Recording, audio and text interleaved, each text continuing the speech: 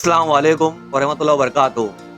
मैं फिरोज शाह, राष्ट्रीय उलमा काउंसिल यूथ प्रेसिडेंट महाराष्ट्र, आप लोगों के सामने कुछ चुनिंदा बातें बताने आया हूँ, जो समाज के लिए बहुत ही ज़रूरी है। आप लोगों को समझना बहुत ज़रूरी है इस बातों को।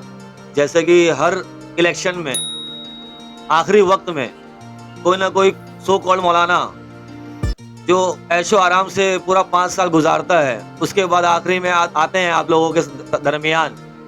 अब वो सच में मौलाना है नहीं है, अब मुझे तो ये नहीं मालूम है, मगर ये मौलाना हमेशा हर वक्त ऐसे मौलाना जो दाढ़ी टोपी पहन के हमारे सामने आ जाते हैं, उन लोग हमको सिर्फ बहकाने के अलावा और कुछ काम नहीं करते हैं।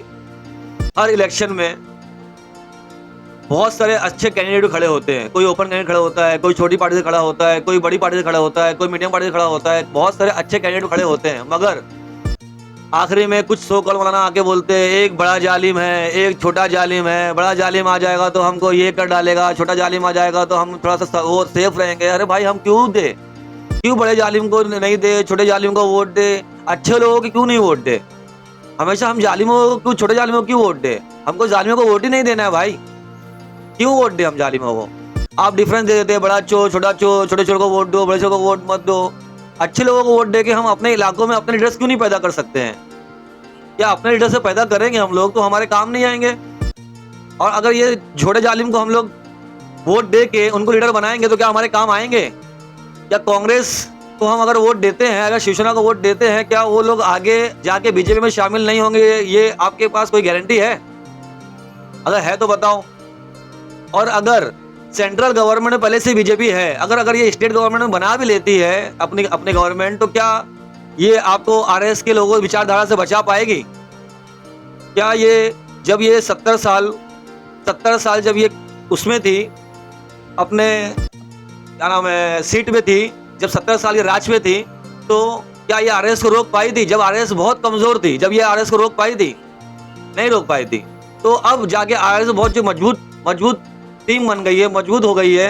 तो अब ये क्या ये स्टेट गवर्नमेंट में आके हम लोगों को आरएस से बचाने का वो देती है, तो आरएस क्या हमारा को खा जाएगी क्या आरएस को हम लोग आरएस से डर के मारे हम उनको वोट दे, छोटे जालिम को वोट दे, छोटे चोर को वोट दे? हम अपने लोगों को क्यों नहीं वोट दे? हम अपने लोगों को वोट देंगे तो वो मजबूत होगा। आज थोड़ा मजबूत होगा, कल ज़्यादा मजबूत होगा, परसों और ज़्यादा मजबूत होगा, तो वो जाके कम से कम हमारे आवाज़ तो उठाएगा।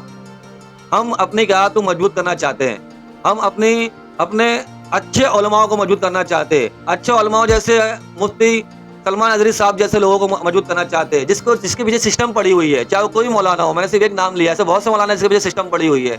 हम उन लोगों को मजबूत करना चाहते हैं। हम ऐसे मौलाना की बात नहीं सुनना चाहते जो ऐशो आराम से रह रहे हैं, जिसको कोई तकलीफ नहीं है, जिसको सिस्टम से कोई परेशानी नहीं है। हम ऐसे मौलाना की क्यों सुने? आवाम को बहकाने का काम बंद करो। आवाम समझदार हो चुकी है, अब आवाम आपकी बातों में नहीं आएगी। आवाम अब सिर्फ समझदारी से अच्छे लोगों को वोट देगी, अच्छी पार्टियों को वोट देगी। जो अच्छे लोग हिम्मत करके हौसला करके खड़े हो रहे हैं, अपना पैसा लगाए खड़े हो रहे हैं, आवाम उन लोगों को जिताने का काम करेगी, उन लोगों को मजबूत करने का काम करेगी। ऐसे छोटे चोर बड़े चोर को वोट देने का काम नहीं करेगी।